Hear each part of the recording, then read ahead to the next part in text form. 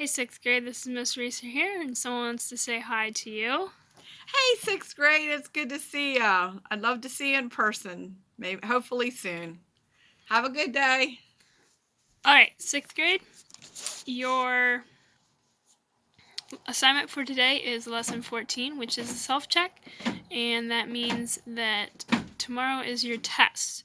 So for this video today, I'm just going to be going over some of the things that you should know for your test, and there are quite a few things that you should know. So I'll go down over the list. The list is on page 48 if you want to study yourself. I'll just go down over some of these. The first one is positive, comparative, and superlative degrees of comparison. So when you're positive degree, you're only talking about one thing, okay? Positive, you're only talking about one thing. You're actually not comparing things. So an example of positive would be that car is fast. All right, comparative, you're just comparing two things, and to show the comparison, you either use um, more. Need to think about what I'm saying. You either use more or use ER, the ending ER. So an example of that would be that car is faster than my car. So I'm comparing two cars there, and one is faster than the other, okay? And superlative degrees are when you're comparing three or more things. And to show that, we either use the word most or use the suffix est. So if I was comparing my car with all the other cars, or a car with all the other cars in the lot, you could say that is the fastest car on the lot. Okay, because my car is not very fast. But say this car is fast, it's the fastest car on the lot. We're comparing that car out of all the other cars, and it's the fastest. So we used est there to show its superlative degree. You need to know the rules for writing end of line words. So we've talked about, this is actually from the last book. You talked about when a word comes at the end of a line, you have to divide it, and sometimes you have to take it to the next line, and how to divide words up correctly. So I'm going to post a picture of the rules for that on the website, since this is from the last book, so you can have access to that to study, so you know how to correctly write those. Also, you need to know pronouns, which you need to know the difference between nominative, objective, and possessive, and you also need to know how they can be used in a sentence, all right? So nominative case pronouns are used as subjects or predicate nominatives. Objective case pronouns, remember objective objects, they are used as direct objects, indirect objects, and objects of the preposition. So there's three ways that objective case pronouns can be used. And possessive shows ownership. So I'm sitting on my back porch. Whose back porch? My back porch.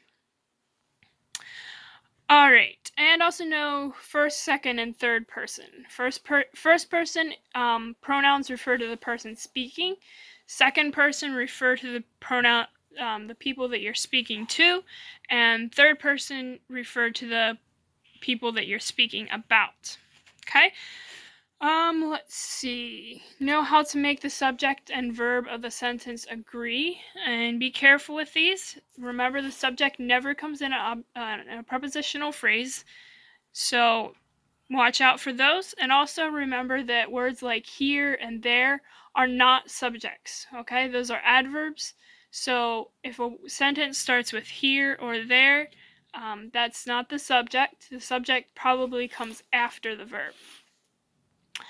And remember, singular subjects need singular verbs, plural subjects need plural verbs to keep your sentence balanced. Know how to use coordinating conjunctions. Remember those, the mnemonic fanboy, for, and, nor, but, or, and yet. Those are coordinating conjunctions. The correlative junctions come in pairs. So either or, neither nor, not only but also, and my mind's going blank.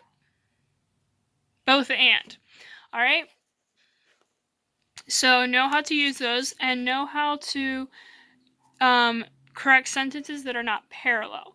So when conjunctions are joining things, they need to be connecting parallel things. And what that means is if it's connecting two phrases, it needs to be connecting all phrases. It can't connect a single word and a phrase and a single word, all right? It needs to be connecting all phrases, or it needs to be connecting all nouns. So make sure to be consistent with the things that the conjunction is connecting. You should know what spatial order means. We've learned chronological order, order of importance, and now this book you just learned spatial order. So know what that is, and also know what the summary sentence. And the summary sentence comes at the end of this paragraph. The topic sentence comes at the beginning. Summary comes at the end. It's like the bottom bun of your hamburger, right? And we had hamburgers for supper tonight. So that's like the bottom bun of your hamburger. The summary sentence, it wraps up your sentence. And you'll need to be able to find the topic sentence and the summary sentence of a paragraph. You should be able to identify the 8 parts of speech in a paragraph, and also be able to identify predicate nominatives, predicate adjectives, direct objects, and indirect objects, which you had some practice with that on your quiz too, so hopefully you are good to go on that. I think most of you did fairly well with that. Know how to use hyphens in fractions correctly, and also know how to use a semicolon in a compound sentence. So normally in a compound sentence, we have a comma and a conjunction, but compound sentences can also be joined simply with a semicolon. And when they're joined with a semicolon, you don't need a conjunction. Just the semicolon can join a compound sentence. But remember, just a comma cannot. That's what we call a comma splice, and we've learned about that.